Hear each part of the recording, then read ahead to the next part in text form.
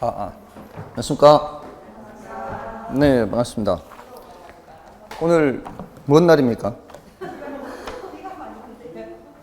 아니, 비 오지도 않는데 아직. 오후에 많이 온다고 미리 안 와요? 자, 오늘 감정평가 3방식, 바로 원가 방식부터 들어간다 그랬죠. 감정평가가 좀 어렵기는 해도요. 여러분들 기출문제집 혹시 지난번에 사셨나요? 그 기출문제집을 보시면은 아시겠지만 실전의 문제는 그렇게 어렵지 않습니다. 실제 우리 시험 문제를 보면은 이론은 거의 잘 출제가 안 되고요. 거의 대부분 계산으로 위주로 나왔는데 오히려 계산이 더 쉬울 수가 있어요. 차라리. 이 문제를 보시면 아시겠지만 오히려 이론이 나오면 더 복잡해질 수 있거든요. 근데 계산은 딱 정해져 있어요. 이 틀이 정해져 있으니까 그것만 익히면은 사실 그 범위 내에서 다 할 수 있는데 이론은 어디로 튈지 알 수가 없어요. 그래서 차라리 계산을 더 주의하는 게 나을 수도 있습니다. 자, 아무튼 오늘 나눠드린 문제에도 계산 문제가 있죠. 4번도 계산, 6번도 계산, 다음에 8번도 계산, 이렇게 계산이 있지 않습니까?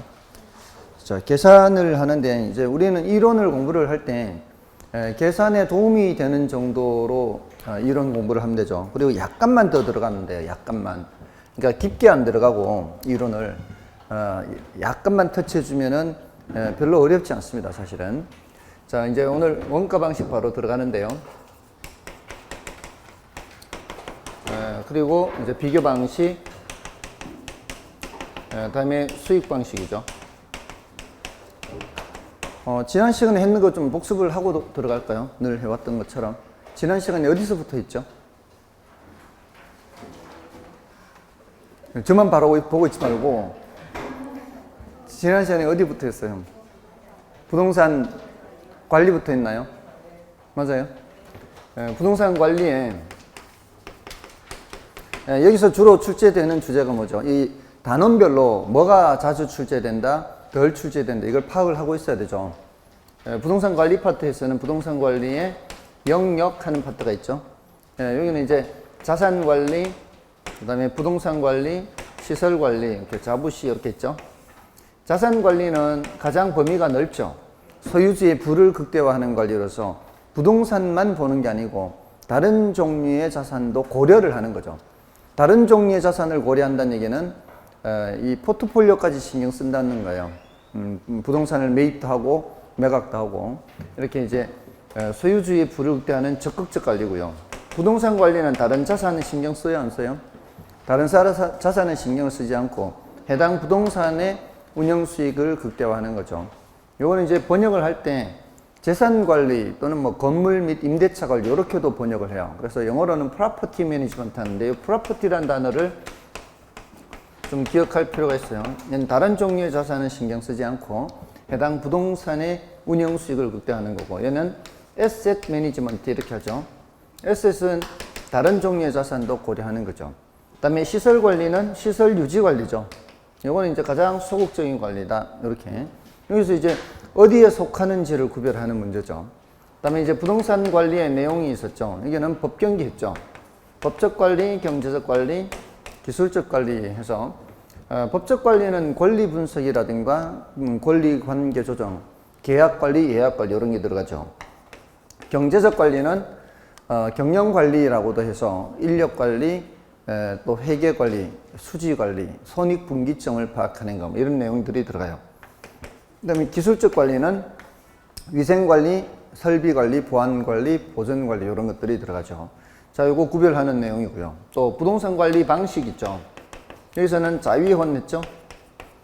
자가 관리, 위탁 관리, 혼합 관리. 요거 이제 또 장단점 구별하는 거죠. 그래서 자기가 직접 관리하게 되면은 지휘 통제력이 강하고 그리고 신속한 의사결정을 할 수가 있고 그리고 내부 사정이 외부로 잘 유출되지도 않고 이런 장점이 있는 반면에 단점은 이 매너리즘에 빠질 수가 있고 전문적인 관리가 아니다 보니까 비효율적인 관리가 나타날 수가 있고, 근데 이제 반대로 위탁관리 장점하면은 이제 비효율적 관리가 아니고 전문적 관리가 돼서 관리를 효율적으로 할 수가 있다. 그리고 또 매너리즘에 빠지는 것을 막을 수가 있다. 반대로 이쪽의 장점 이쪽으로 가면 되죠. 내부 사정이 외부로 유출될 수도 있고, 애호 정신 같은 것도 약할 수가 있고, 신속하게 의사결정이 이루어지지 않을 수도 있고, 지휘 통제력이 강하지 않고, 뭐 이렇게 만들어서 생각할 수 있죠. 거기에다가 위탁관리 막 믿고 맡겼는데 제대로 관리를 안 해줄 수도 있다. 뭐 이런 단점이 있죠.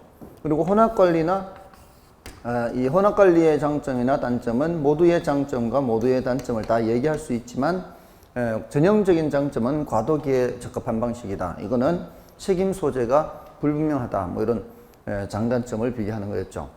그 외에 좀 잣다한 나머지 내용들이 임차인을 선정할 때는 어떤 기준으로 선정을 하느냐, 또는 임대료를 산정할 때에는 어떻게 산정할 거냐, 뭐 이런 거 있었죠. 그리고 뭐 건물 생애주 이런 것들은 몇 개 출제 안 됐습니다. 주로 이제 여기서 출제가 된 거죠. 그다음에 이제 부동산 마케팅에서는 마케팅 전략에서 주로 출제가 됐다 그랬죠. 마케팅 전략에서는 이제 시장 점유 마케팅 전략이 있고, 또 고객 점유 마케팅 전략이 있고, 관계 마케팅 전략이 있고, 이렇게 있죠. 시장 점유 마케팅 전략은 이게 다시 STP 전략과 4P 믹스 전략으로 나누어지죠. S는 시장을 세분화하는 거죠. 수요자층을 인구 경제학적 특성에 따라서 나누는 거죠. 그래서 타겟을 삼는 거죠. 정하는 거죠. 그래서 자신이 가장 자신 있는 시장을 타겟으로 삼아서 차별화를 하는 거죠. 기존의 다른 회사 제품과는 차별화해서 타겟으로 삼은 시장을 점유하는 건데, 요거는 공급자 측면을 중시하는 전략이죠. 근데 이 차별화를 할 때 네 가지를 섞으라는 거죠. 가격 측면에서, 유통 경로 측면에서, 또 홍보 촉진 측면에서, 또 제품 측면에서 이렇게 차별화를 해서 이 타깃으로 삼은 타깃으로 삼은 시장을 점유하는 거고요. 그다음에 고객 점유 마케팅 전략은 수요자 측면을 중시하는 거죠. 고객과의 심리적 접점을 마련한다 그랬죠. 아이다 원리에 따라서 고객이 어떤 상태에 있느냐에 따라서 이거를 좀 접근을 달리 하라는 거죠. 그래서 수요자 측면 중시고, 이거는 공급자와 수요자의 지속적 관계를 중시하는 거죠. 지속적 관계, 브랜드 문제와 관계 있다. 뭐 이런 내용들을 했습니다. 거기에 여기 이제 가격 전략이 조금 더 이제 세부적으로 들어가긴 했는데요. 대체로 질문하는 난이도가 높지 않죠. 이 시장 점유 마케팅 전략 해놓고는 다른 거를 설명하는 거죠. 또 시장 세분화 해놓고는 뭐 타겟을 설명한다거나, 타겟을 설명해놓고 시장 세분화를 얘기한다거나, 뭐 이런 식으로 틀린 질문을 만들었습니다. 자, 이게 이제 부동산 마케팅이고요. 그다음에 이제 감정평가 들어와서 감정평가 분류했죠. 감평분류. 감정평가 분류에서는 이제 현황평가, 이게 원칙이죠. 현황평가, 조건부평가. 현황평가가 원칙이고 조건부평가는 예외죠. 그리고 기한부평가도 있고 소급평가도 있는데 얘네들도 예외죠. 예외인데 뭐에 대한 예외? 얘네들은 기준 시점에 대한 예외죠. 기준 시점은 중요하다 그랬죠. 기준 시점 중요 개념이에요. 이게 기준 시점이 뭐냐 물으면 뭐라고 대답해야 돼요? 뭐냐고 물었을 때는 뭐냐고 물었잖아요. 뭐냐고 물었는데 언제다 이렇게 대답하면 안 되죠. 뭐냐고 물은 건 정의를 물은 거예요. 이게 뭐예요? 그러면 감정평가의 기준이 되는 날짜입니다. 이렇게 대답하고요. 이게 언제예요? 그러면은 가격조사 완료일입니다. 이렇게 대답하는 거죠. 그 가격조사 완료일이 원칙이잖아, 원칙. 근데 예외적으로 가격조사 완료일이 아니고 미리 정할 수 있다. 의뢰할 때 보통 미리 정해요. 근데 그 의뢰할 때 내년 4월 1일 가격 구해주세요 하면 기한부평가, 지난 4월 1일 가격 구해주세요 하면은 소급평가, 이렇게 된다 이 말이에요. 그러니까 이거는 예외적으로 인정되는 거죠. 기준 시점에 대한 예외예요. 그래서 현조, 기소, 일부 과정. 현황평가가 원칙인데 현재 상태대로 평가하는 거잖아요. 근데 일시적 이용이나 불법적 이용은 그건 제외하는 거죠. 그건 제외하고 현재 상태대로 평가하는 겁니다. 그다음에 이제 1구부회죠. 이제 요거는 개별 평가 원칙인데 개별 평가가 원칙이죠. 근데 일괄해서 평가할 수도 있고 구분해서 평가할 수도 있고 부분만 평가할 수 있다 그랬죠. 일괄해서 평가하는 경우는 일체로 거래되거나 또는 용도상 불가분의 관계 있을 때 이 두 가지 경우죠. 그 다음에 구분 평가는 어떤 경우예요? 가치를 달리하는 부분이 있는 경우에 그 가치를 달리하는 부분을 각각 평가하는 것을 구분 평가. 요거는 일체로 이용되고 있는 물건의 일부만 평가하는 거죠. 그래서 일구부 이제 개별 평가 원칙이지만 이렇게 평가할 수도 있다. 다음은 가치 가격 들어갔죠. 가치와 가격. 가치와 가격 들어서 이거 구별하는 게 있었죠. 가치는 추상적 개념, 가격은 구체적 개념. 가치는 주관적, 요거는 객관적. 추상적, 구체적, 주관적, 객관적. 그다음에 가치는 일정 시점에 여러 가지가 있을 수 있다 그랬죠. 근데 가격은 일정 시점에 오직 한 가지가 있고요. 또 가치라는 거는 장래 기대되는 편익의 현재값 이렇게 한다 그랬죠. 그건 부동산이 내구재이기 때문에 그래요. 한번 써버리면 없어져 버리는 물건은 이렇게 정의하지 않죠. 다 장래가 없죠. 장래가 한번 써버리면 없는데 장래가 있을 수 없잖아요. 그러니까 내구재의 경우에는 장래에 기대되는 편익의 현재값 이렇게 보는 거는 장래를 보더라도 판단은 언제 하는 거예요? 판단은 현재 하는 거죠. 근데 이 가격은 실제로 지불된 과거값 이렇게 하죠. 그리고 가치를 화폐로 표시한 게 가격인데 그게 일치한다는 보장이 없죠. 가치를 금액으로 표시한 게 가격인데 오차가 있을 수 있다 그랬죠. 이러한 오차는 단기적인 현상이고 장기적으로는 어떻게 된다? 장기적으로는 가치와 가격이 일치한다. 이렇게 얘기를 했죠. 이런 내용들이 있습니다. 가치와 가격. 그다음에 부동산 가격의 특징 뭐 이런 것도 했죠. 부동산 가격의 특징에서 매매 시장에서 교환의 대가인 가격과 임대 시장에서 임대료, 가격과 임대료 이렇게 나눌 수가 있고요. 그리고 하나의 물건에 둘 이상의 권리가 있을 때 각각에 대해서 가격이 있을 수 있다 그랬죠. 소유권자가 지상권을 설정해 줬을 때 물건은 한 개인데 권리가 몇 개의 권리예요? 두 개의 권리죠.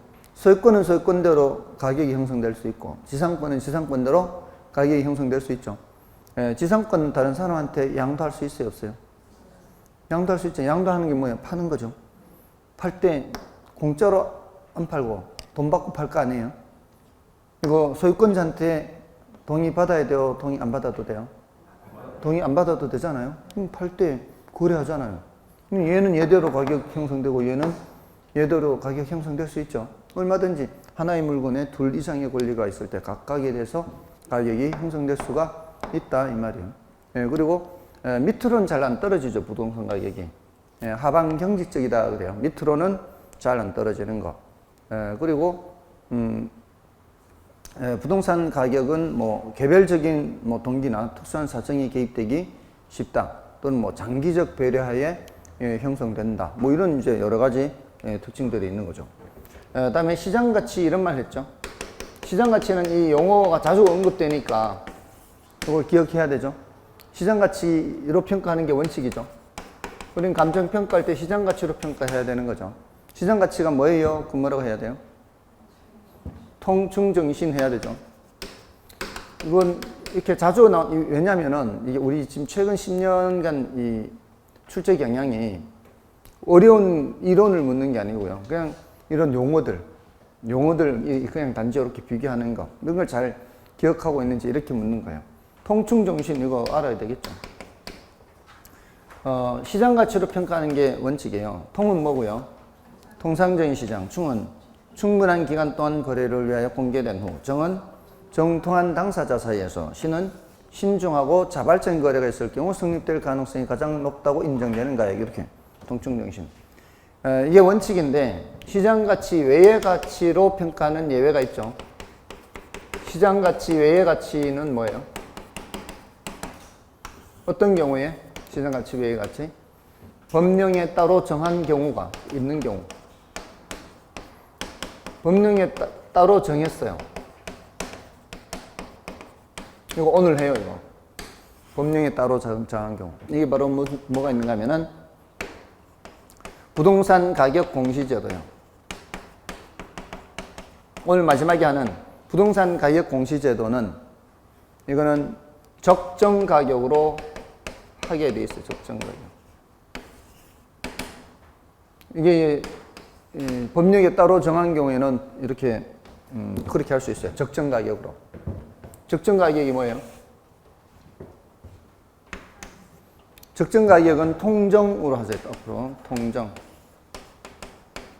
지금 요거는 시장 가치는 통충 정신인데 통정은 시장 가치 외의 가치예요. 통은 통상적인 시장이고요. 정은 정상적인 거래, 정상적인 거래.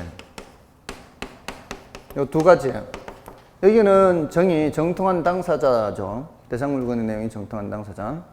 이거는 시장 가치, 외의 가치 할 때는 요거까지는 이제 보통 있는데 여기에 해당하는 내용이 적정 가격이라는 거는 잘 몰라요, 사람들이. 근데 그게 여기에 해당하는 거예요, 적정 가격이. 왜냐면 우리 표준지 공시지가 공시하잖아요. 표준지 공시지가가 제곱미터당 10만 원이다. 이러면은 그게 시가보다 싸다고 생각해요, 시가라고 생각해요? 표준지 공시지가를. 시가보다 싸다고 생각하잖아요. 시가라고 생각 안 해요, 사람들이. 그리고 이 부동산 가격 공시제도에서는 이 표준지 공시지가만 공시하는 게 아니고 개별 공시지가도 공시하잖아요. 지금 개별 공시지가 지금 이 신청 기간입니다.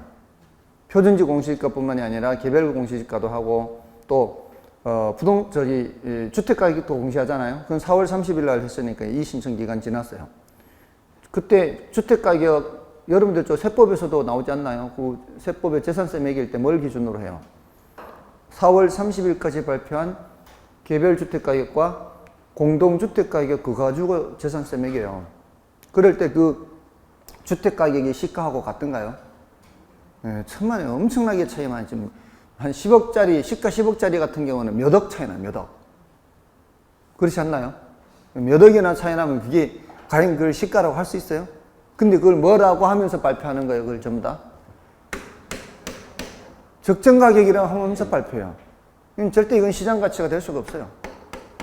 아시겠습니까?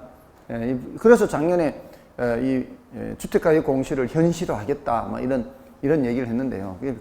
한순간에 갑자기 안 올라갑니다. 지금 이 토지가격 공시가 30년 됐어요, 30년. 올해로서. 1990년부터 이 제도를 시행했어요. 토지는. 주택은 한 10년 좀 넘었고. 근데 그 30년 전에 마찬가지였어요.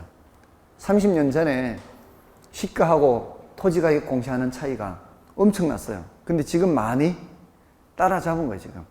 많이 따라잡아서 그런 상태예요. 아무튼 이거는 시장가치다, 시장가치 외의 가치다. 시장가치 외의 가치예요. 근데 그게 법에 정해놨다고, 법에. 그럴 때는 시장가치 외의 가치로 하는 거죠. 또 감정평가 의뢰인이 의뢰하는 경우.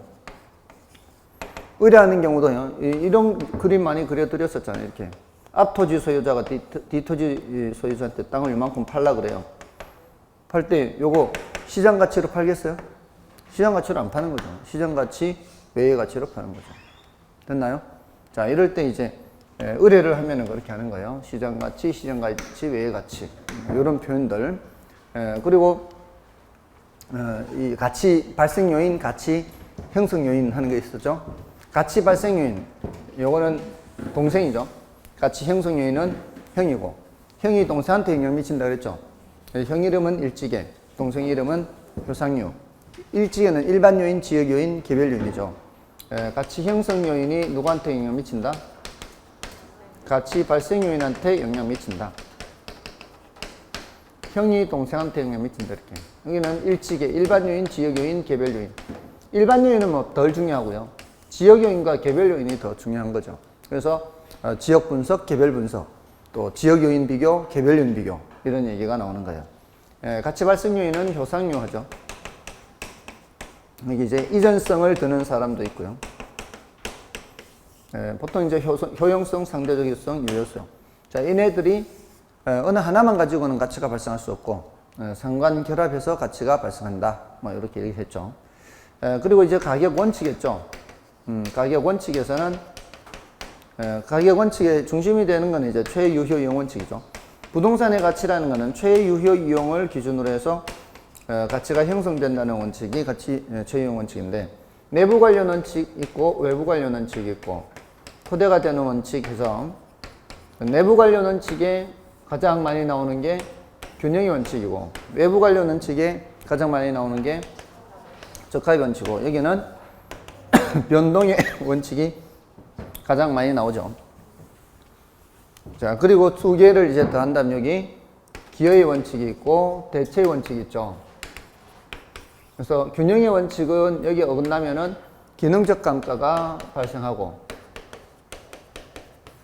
여기는 어긋나면은 경제적 감가가 발생하고, 변동의 원칙은 가치 형성 요인이 끊임없이 변하면 가치 발생 요인도 변해서 가치가 자꾸 변하니까 기준 시점을 명확히 해야 되고, 뭔가 자꾸 변한다는 거죠. 주변 상황이라든가 이런 것들이. 그리고 시점 수정을 해야 되는 이론적 근거가 되고, 그 다음에 기여의 원칙은 생산비 합이 아니라 기여도의 합이다, 또는 생산성의 합이다. 그래서 추가 투자를 할지 말지 판단하거나, 아니면 아까 저기 앞토지 소유자가 뒤토지 소유자에게 땅을 떼서 팔 때 얼마만큼 가치가 올라가느냐 하는 것은 기여한 정도, 저 빗금친 부분이 뒤토지 가치 상승에 기여한 정도에 따라 달라진다. 그래서 한정 가격 판정할 때도 기여 원칙이 적용이 되죠. 뭐 이런 것들 하고, 그다음에 대체 원칙은 감정평가 3방식 모두 관계된다 그랬죠. 감정평가 3방식 모두 사례를 조사를 해야 평가를 하는데, 그 사례는 어떤 사례라 해야 된다는 거예요. 대체 가능한 사례. 대상 부동산과 대체 가능한 사례를 수집해야 되기 때문에 감정평가 3방식에 모두 관련되고, 그리고 그 중에서도 특히 비교 방식이 더 관련이 되는 거예요. 비교 방식은 반드시 사례가 있어야만 되는 거니까요. 근데 다른 방식은 대상 부동산의 자료를 이용할 수도 있거든요. 그래서 특히 비교 방식과 관계 있다 이렇게 보여요. 특히 비교 방식. 요 5가지는 이제 무슨 일이 있더라도 해두시고, 추가적으로 이제 수익 배분의 원칙, 수익 체증 체감 원칙이 있고, 여기에 경쟁의 원칙이 있죠. 경쟁의 원칙은 초과 이윤과 밀접한 관련이 있다 그랬죠.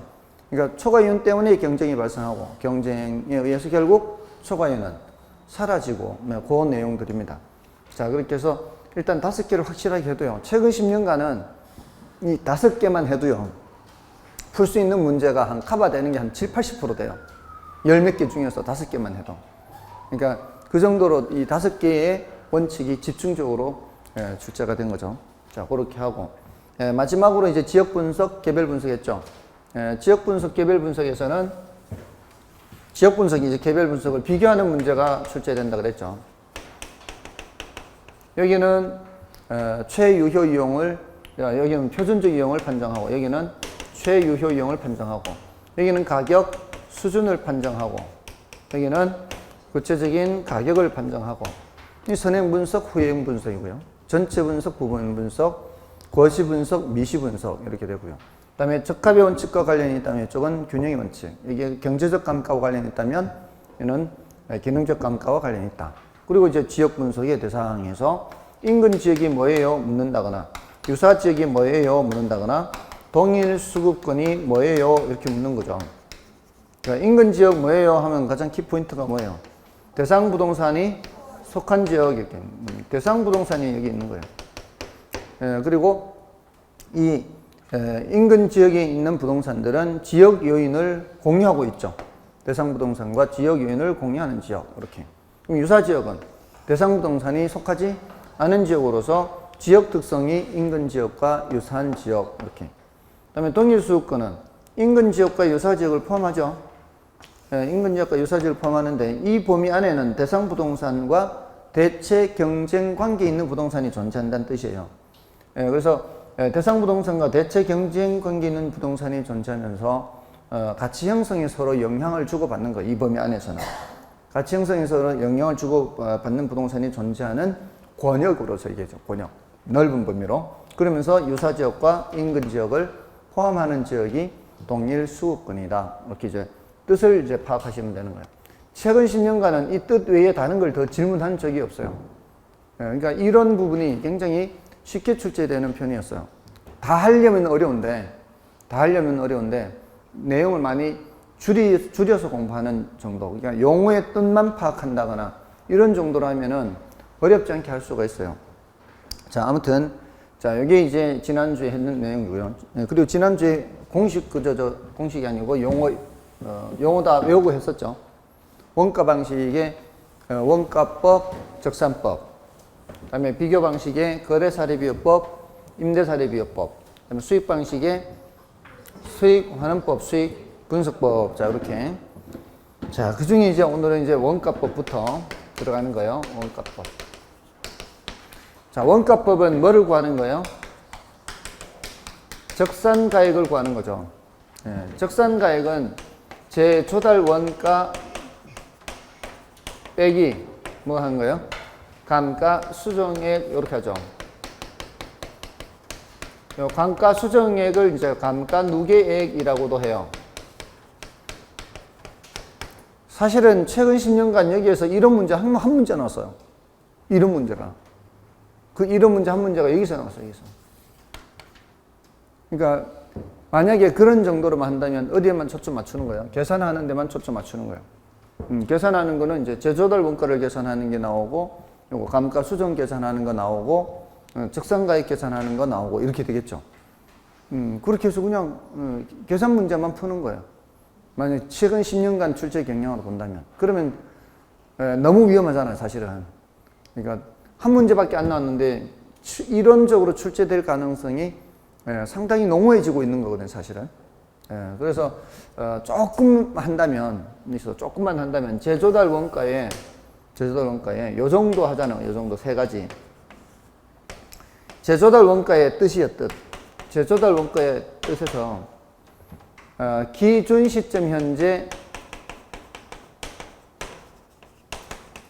적정 원가 총액이에요. 여기에서 이제 어떻게 출제할 가능성이 높은가 하면은 여기가 나오면 여기 기준 시점 자리에다가 준공 당시 이렇게 하면 안 된다 이 말이에요. 또는 현재 시점 이렇게 해도 안 돼요. 다 틀린 표현들이 얘네들은 다 틀린. 이렇게 출제됐을 때 요거를 체크를 할 수 있도록 하자 이 말이에요. 요거는 내용이 많은 게 아니잖아요. 그럼 요거는 딸랑 체크하면 되는 거예요. 여기서 안 나오면 할 수 없는 거고. 뭔 뜻인지 아시겠죠? 더 깊게 많이 들어가지는 못해도 여기까지는 들어가자는 거예요. 언제적 가격이다 얘는 기준 시점 현재다. 준공 당시가 아니고. 그 다음에 두 번째, 산정을 할 때는 도급 방식 기준이다. 그럼 이 도급 방식 기준의 의미는 뭐냐고요? 도급 방식 기준의 의미는 자가건설이라도 뭐를 고려하자는 거예요? 수급면의 적정, 이윤을 고려하자는 거죠. 그래서 제 조달 원가를 계산할 때, 이 말이에요. 제 조달 원가를 계산할 때, 표준적 건설비에다가 통상의 부대 비용을 다는데, 이 표준적 건설비 안에 뭐를 포함시키자는 거예요? 이윤을 포함시키자는 거죠. 직접 공사비와 간접 공사비만 있는 게 아니라 뭐도 포함시켜서 이윤도 꼭 포함시키라는 얘기예요. 자가건설일지라도 이 도급 방식의 의미는 바로 그거다 이 말이에요. 그래서 하나씩 여기 세 개 주제에서 하나씩만 체크하자는 거예요. 그 다음에 여기는 세 번째는 뭐예요? 종류에서 복제원가와 대체원가가 있어요. 제조달 원가의 종류에 복제원가는 뭐예요? 쌍둥이 만드는 거죠. 복제원가는. 대체원가는 쌍둥이를 만드는 건 아니에요. 자, 이제 종류, 복제원가, 대체원가예요. 복제원가는 쌍둥이를 만드는 거예요. 쌍둥이를 만들기 때문에 얘는 이 뒤에 감가 수정 작업을 할 때 할 수 있는 모든 종류의 감가를 다 해야 돼요.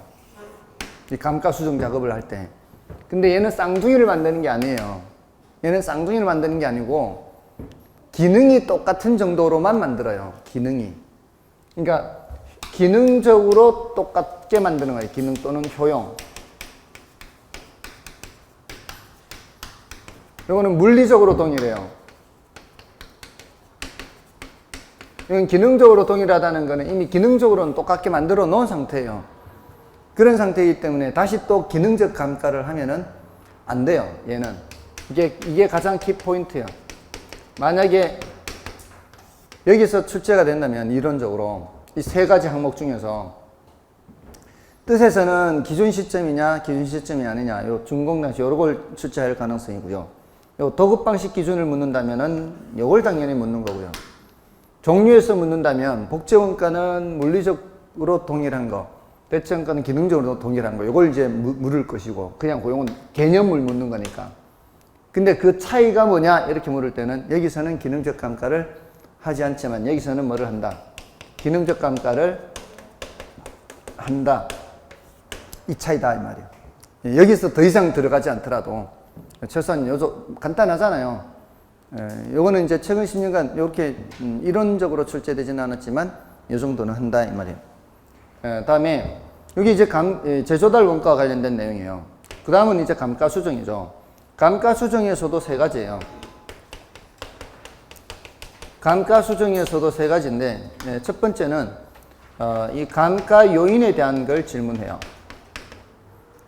감가 요인에는 물리적 감가와 기능적 감가와 경제적 감가가 있다.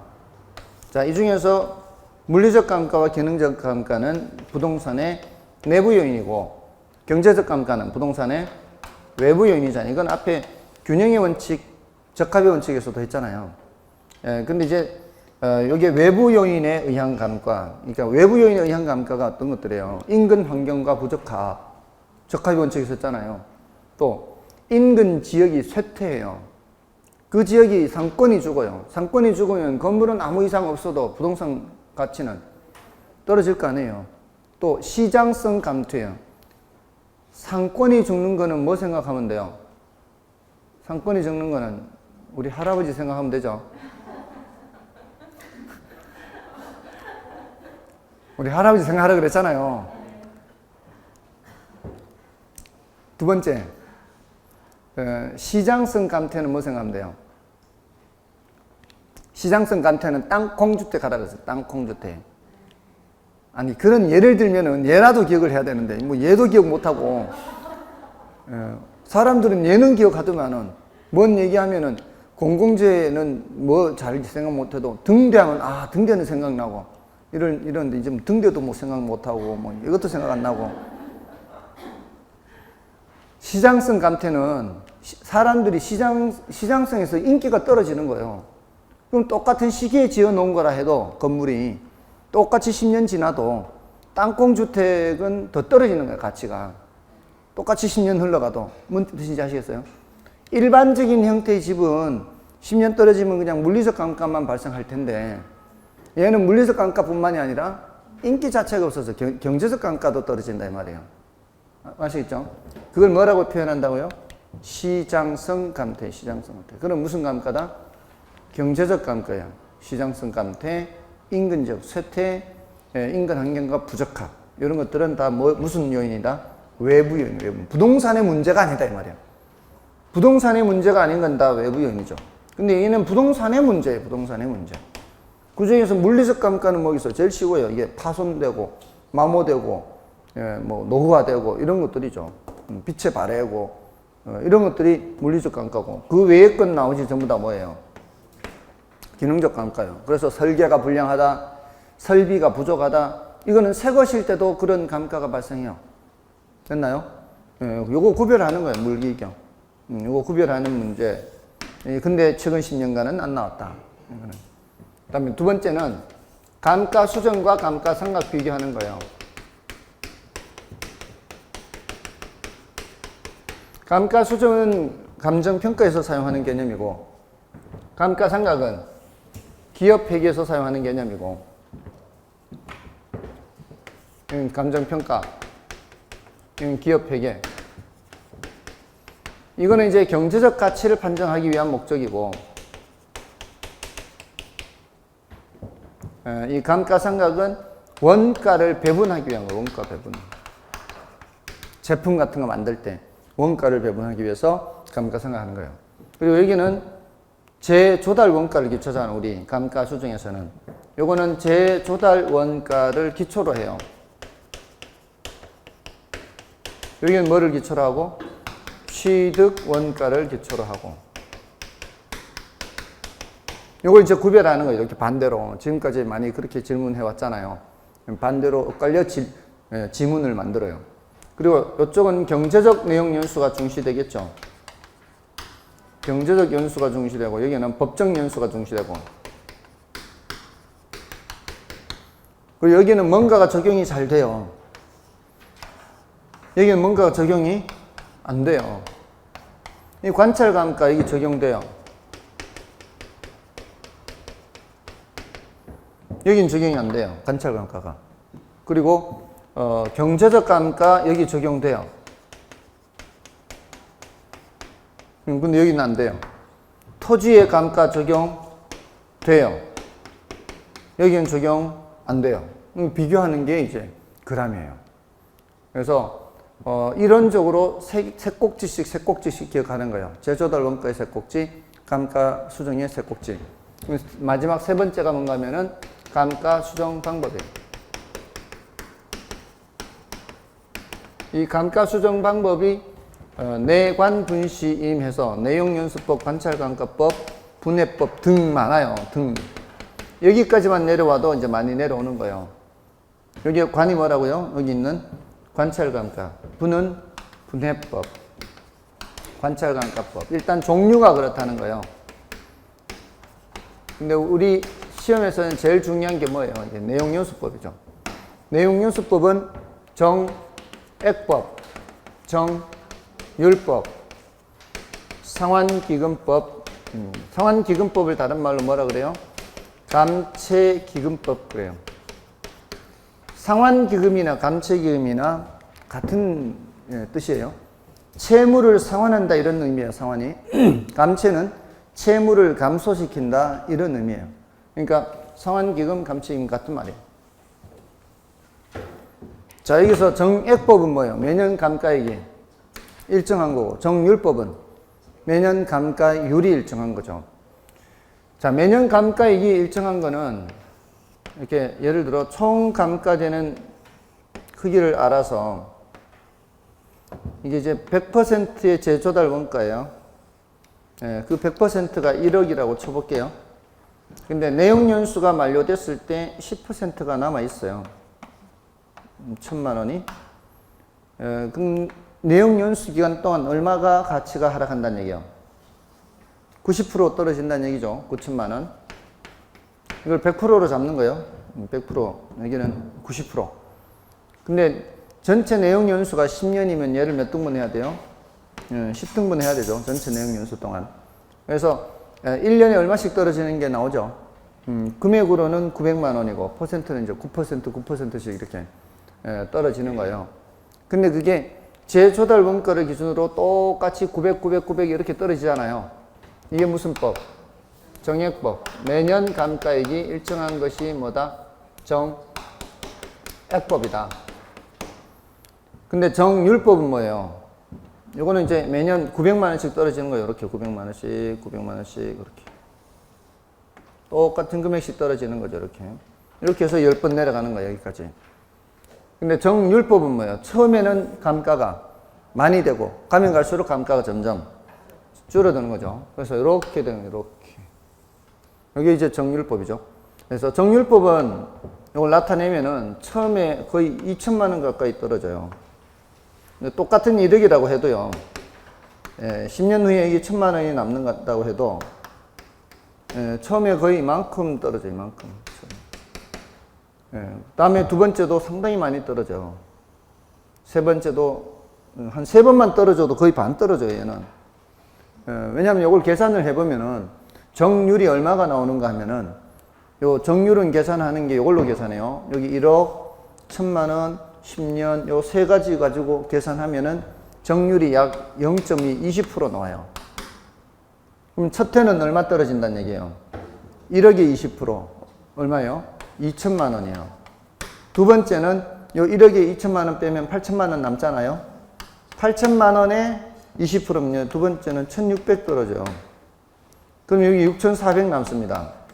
세 번째는 6400에 20%예요. 그럼 1280이 떨어져요. 그럼 여기가 5120이 돼요. 보세요. 세 번만 떨어져도 거의 반 가깝게 떨어지죠. 5100. 그러니까 여기서 20%는 뭐예요? 전년 말 비해서 전년 말에 20%라는 얘기거든요. 조금 전에 얘기해서 9%는 뭐예요? 이 1억에 대해서 9%씩 떨어진다는 얘기예요. 그래서 얘는 금액이 같지만 얘는 금액이 점점 줄어드는 거죠. 자, 이렇게 해서 이 정액법이 더 쉬워요? 정률법이 더 쉬워? 하면 뭐가 더 쉽다 그래야 돼요? 정액법이 더 쉽다 그래야 되죠. 근데 실제 가치 하락은 뭐하고 비슷해요? 정률법하고 비슷하죠. 그러니까 실제 물건을 평가하려면 이렇게 평가를 해야 돼. 실제 가치가 이러니까. 그래서 동산이나 기계류 같은 것들은 뭘로 해야 돼요? 정률법을 해야 돼요. 근데 요거는 건물은 정액법을 해도 오차가 크지가 않아요. 오차가 크지 않기 때문에 건물이나 구축물은 정액법을 적용하고, 그래서 우리 시험에는 정액법이 압도적으로 많이 나오는 거죠. 됐나요? 자, 근데 요 상환기금법은 특징이 뭐라 그랬어요? 이자를 고려해요. 얘는 이자 고려. 그러니까 얘네들은 이자를 고려하지 않아요. 지금 여기 매년 900씩 10번 떨어지면은 감가 누계액이 감가총액 9천이 되잖아요. 이게 900씩 자금을 회수해서 따로 적금 붙는 거예요? 그냥 금고 속에 넣어 놓는 거예요? 금고 속에 넣어 놔도 10년이면 9천이 되는 거예요. 여기서도 첫 해는 2천, 둘째는 1600, 셋째는 1280 이렇게 한 거를 자본을 회수해서 그냥 금고 속에 넣어 놓는 거예요. 금고 속에 넣어 놔도 10년이면 얼마 되는 거예요? 9천이 되는 거예요. 근데 상환기금법은 뭐예요? 10년 후에 9천을 만들기만 하면 되는데 그걸 굳이 자본 회수해서 금고 속에 넣어 놓는 게 아니라 적금 붓는 거예요. 적금. 적금을 부었을 때 10번이죠. 10번. 10번에 걸쳐서 적금을 부었을 때 이제 이자까지 포함해서 9천이 되도록 하려면 이 금액이 얼마가 될까요? 이것 따지는 거죠. 그러니까 이때 이 금액은 900보다는 어때요? 900보다는 낮다는 거죠. 이 낮은 이유가 바로 이자 때문에. 그래서 이자를 고려한다는 특징 때문에 얘는 금액이 가장 작습니다. 이럴 때 이 금액을 계산하려면 여기다 뭘 곱해야 돼요? 감채기금 개수를 곱한다 이 말이에요. 그래서 여기가 감채기금법, 상환기금법 이렇게 얘기하는 거죠. 그래서 이 세 가지의 특징, 이게 이렇게 체감하면서 떨어지는 정률법, 일정한 정액법, 정액법보다는 낮은 상환기금법, 그거는 이자를 고려하기 때문에 이런 특징 정도면 충분하다는 거예요. 이론으로는. 그러니까 지금 보세요. 지금 이론 설명 때문에 한 20분 가까이 설명을 했잖아요. 이게 최근에 출제된 게 여기 딱 한 문제 나왔는데 딱 한 문제 이론이 뭐가 나왔는가 하면은 상환기금법이 나왔어요. 그러니까 내용 연수가 종료할 때, 만료할 때 감가 누계 상당액과 그에 대한 이자 상당액 합계를 당해 내용 연수로 상환해서 내년의 감가액으로 계산하는 방법은 이렇게 물었거든요. 그러니까 그거는 이제 이자 상당액 이런 말이 나오니까 이제 상환기금법 이게 이제 정답으로 유일하게 이런 문제가 나온 거예요. 근데 또 그런 문제가 나온다는 보장은 없을 거 아니에요. 그러니까 준비를 한다면 이 정도로 이제 준비를 하는 거죠. 이 정도는 기억하실 수 있을까요? 이 정도 기억하실 수 있으면 아마 여기서 이런 문제 나와도 맞출 수 있을 거예요. 최근에 출제 경향으로 봤을 때 이걸 벗어나서 더 깊게 출제하기는 어려울 것 같아요. 이 정도만 해도 상당히 준비가 된 것 같아요. 이 정도면 돼요. 다만 이제 계산 문제. 자, 계산 문제가 나오면 정액법하고 정률법 그 계산 문제 나오면은 어떻게 할 거냐 이 말이에요. 정액법 계산 문제는 이 공식을 외우면은 쉬운데 안 외우면은 어려워요. 정액법 계산은 1 빼기 얼마를 몇 등분 하느냐, 그리고 몇 년 경과하느냐, 요 공식을 외워야 돼요. 그리고 여기 바깥에 제조달 원가를 곱하는 거예요. 요 공식을 외울 수 있으면은 어렵지 않고, 안 그러면은 좀 힘들 수도 있어요. 자, 요거 하나만 좀 풀고 쉴까요? 4번 보세요. 오늘 문제 4번. 오늘 문제 4번을 보시면 준공 후 2년이 경과한 건평 150제곱미터의 주택이 있다. 준공 당시 건축비는 제곱미터당 200만 원이고 이는 적정하다고 판단된다. 건축비가 매년 5%씩 상승하였고 잔존 경제적 내용연수는 38년이며 내용연수가 만료할 때 잔가율은 10%이다. 정액법에 의한 적산가액은 정액법 적산가액을 물었죠. 정액법 적산가액을 딱 물었으면은 얘가 생각이 나는지 안 나는지를 머릿속에 떠올려 보세요. 얘가 생각이 나면 써놓고 일단 써보세요. 이걸 썼죠? 쓰면은 자 거기 읽으면서 준공 후 2년이 경과했어요. 그럼 그 2년을 어디다 갖다 쓰면 돼요? 몇 년 경과 여기 쓰면 돼요. 그냥 순서대로 갖다 쓰면 돼요. 이게 공식을 외우고 있느냐 그렇지 않느냐에 의해 결정 나는 거예요. 여기다 쓰면 돼요. 2년 경과했어요. 그리고 건평 150제곱미터의 주택이 있는데 준공 당시 건축비는 제곱미터당 200만 원이에요. 그럼 어떻게? 준공 당시 150 곱하기 200일 거 아니에요. 근데 준공 당시란 말이에요, 얘는. 근데 준공은 몇 년 지났어요? 2년이 지났고 1년에 몇 프로씩 올랐어요? 1년에 5%씩 올랐잖아요. 그럼 이걸 그대로 쓰면 안 되고 어떻게 해야 돼요? 곱하기 1.05에 제곱하면 되죠? 1년에 5%씩 올랐으니까. 맞나요? 그럼 이 자리엔 얘를 갖다 쓰면 되는 거예요. 그 다음에 뭐예요? 얼마를 몇 등분 하는지만 알면 되죠. 그 얼마를 알려면 이게 키포인트예요. 잔존가치율을 봐야 돼요. 잔존가치율. 잔가율. 줄여서 잔가율 그래요. 잔가율. 잔가율이 몇 프로예요? 10%죠. 자, 아까 여기서처럼 10%가 남아요. 10%가 남는다는 얘기는 몇 프로를 감가해야 된다는 얘기예요? 10%가 남는다는 얘기는 90%를 감가해야 된다는 거 아니었어요? 아까 90%를 10등분 했잖아요. 얼마를 몇 등분, 그 소리가 그 소리예요. 90%를 몇 등분 해야 되느냐? 100% 다를 몇 등분 하느냐? 남는 게 하나도 없으면 100%다 등분하면 되는 거고, 남는 게 10%면 여기를 90%를 등분하면 되고, 남는 게 20%면 80%를 등분하면 된단 말이에요. 지금 몇 프로 남는다 돼 있어요? 10%가 남으니까 몇 프로를 등분해야 돼요? 90%를, 0.9를, 0.9를. 몇 등분 해야 돼요? 40등분이요, 40등분. 전체 내용 연수로. 이 제조달 원가에 해당하는 전체 내용 연수로 해야 된단 말이에요. 그러면 0.9를 몇 등분? 40등분. 몇 년 경과? 2년 경과. 제조달 원가. 그 다음에 여기 앞에 1 빼기 하면 되죠, 1 빼기. 됐나요? 이 계산기 두드리면 되는 거 아니에요? 자, 요거 이 약분 되면은 20이네, 20. 20분의 0.9는 10분의 0.45죠. 10분의 0.45잖아요. 10분의 0.45는 0.045가 될 거 아니에요. 그럼 1 빼기 0.045네. 곱하기 뒤에 하면 되겠네. 앞에는 뭐예요? 0.955죠. 955. 더해서 9가 되도록, 99 하도록. 0.955 곱하기 여기 얼마예요? 3억. 3만 만에 곱하기 1.05의 제곱. 맞나요? 이거 계산기 두드리면 되네. 공식 알고 있으면, 공식에 해당하는, 그 공식만 알고 있으면 해당하는 숫자 집어넣어서 하면은 시간이 얼마 안 걸린다, 이 말이에요. 이거 얼마 안 걸리겠죠?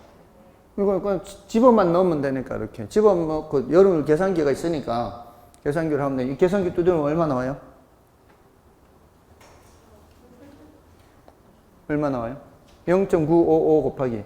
그러니까 곱할 때 955 곱하기 3 곱하기 1.05, 1.0 하면 돼요, 이거. 이게 동그라미 다 안 두드려도. 얼마 나옵니까?